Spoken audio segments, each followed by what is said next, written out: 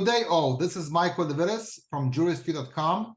We bring you different attorneys, different practice areas to answer our legal FAQs. Today, we bring you back Yakov Spektor, our immigration attorney. Yakov, thank you for your time. Welcome back. Good to be back, Michael. Yakov, as you know, we answer people's questions and we use special software to check this month. What do people want to know? And today, number one question in immigration law, it seems very simple, very basic, but let's answer it and let's expound on it. The number one question that's trending right now is, what does ICE stand for? What do you say? First of all, it kind of makes me wonder why people are searching for it, because ICE stands for Immigration and Customs Enforcement. That's basically your cops, but immigration cops. Okay. They're immigration police. They're tasked with essentially, if somebody is ordered deported, they look for that person. They sometimes they take the person into custody. Mm-hmm. They try to send them out. They're also tasked with when people are actually coming through the border right now. So that could be a reason why so many people are searching for it. A lot of people are coming through the border right now. Of course. And when they do come in, they get processed, and then if they're released, they're usually told to check in with ICE in the city where they might be going to. Mm-hmm. So a lot of people obviously want to know, so that's understandable, unless there is an ICE raid, because that's what they used to do before. Let's say they would raid an employer who would employ a lot of illegal immigrants, people who were not supposed to work. That hasn't been happening so much lately. Interesting. Yes, it hasn't been happening for a few reasons. First of all, hey, those people are trying to make a living. Yeah, the fact that we are not giving them work permits when basically right now we live in a period where any employer is happy to get with anybody who is even half qualified is a travesty. We should allow people to pay taxes at the very least, instead of pushing them into shadow economy. But exactly. Sorry, I'm getting digressed here. Anyway, back to the... Yeah, Yakov, I know you're very passionate on this issue, and we had a few seminars with you where you talked about the importance of getting people legalized and giving them the opportunity to work so the society benefits, USA benefits, and people benefit. Yeah. Well, I think that's what could be a topic for a whole different conversation. But I'd say that if someone is already here, give that person an opportunity to pay taxes, to pay into the Social Security Fund, and instead of sending immigration cops, ICE, after these people who are just trying to make a living, instead of going after the employers. Mm-hmm. But anyway, back to the immigration cops. One thing.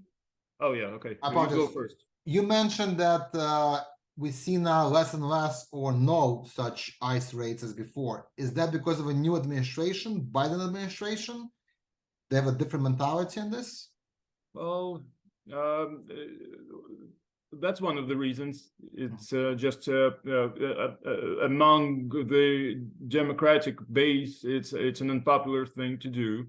I see. But another one is that the government has been actually very good to put pressure on the employers to make sure that they employ people with work permits. They have a system that the employers could log into and check if somebody has an employment authorization document. Oh, really? Okay. Yeah, so as it turns out, you don't have to do a raid and take regular workers into custody. There are better ways of doing it, and we succeeded in making sure that most employers would actually be employing people who actually have a work permit here. Okay, very good. Okay. Yakov, anything else you want to add on the topic of ICE, what it stands for, its job, what their agents do? You know, I think the reason why a lot of people might be searching for ICE, you know, they're not searching for, you know, for the solid state of water, right? They probably encountered that somewhere, probably when they needed to check in, probably when they were going through the border applying for asylum. So they want to know. If you're one of those people, or your friends or family are, okay, you have to check in with ICE. If you got processed at the border, there's nothing to be afraid of. Okay, they just want to make sure that you are who you say you are, that you live where you say you live, or you know, they don't particularly care where, but they just want to make sure that everything is all right with you. They're not actually they're not going to seize you or deport you unless you have a criminal record. Nobody can deport you unless the judge says so. So one thing that you should know is that besides for the ICE check-in, right, you have to make sure to follow the other requirements, such as if you have a court date, you got to show up to court. Yeah, okay. that's important. Once again, no one will take you into custody at that first hearing. You know, the judge will want to know what you plan to do. If there are any other requirements, like you want to apply for asylum, find someone like me to get a consultation, because getting through the border and just telling the border officers that you're afraid to go back, unfortunately, it's not a formal asylum application in 99% of all cases. So there are other things for you to worry about, and ICE is the least one of them. I understand. So that's why it's such a good idea not to deal with ICE or immigration officials on your own, but actually go to an attorney first, get a consultation, know your rights, know your responsibilities, know what you're facing, how long the process will take to possibly get you legalized. And this is why we invite you to our show to educate, but also to present it to any potential person who is looking to get legal representation in immigration law arena. Yakov, we're going to have the phone number of your firm on the bottom of the screen. If anybody has any questions on their case, on their legal status, what could be done to get it adjusted, please call the phone number on the bottom of the screen. Yakov, thank you so much for giving us a nice overview of what is ICE. The second most popular term that's being looked for right now on Google regarding immigration law is what is USCIS. In our next presentation, we're going to talk what is USCIS. Looking forward. Hi, Kitty Cat.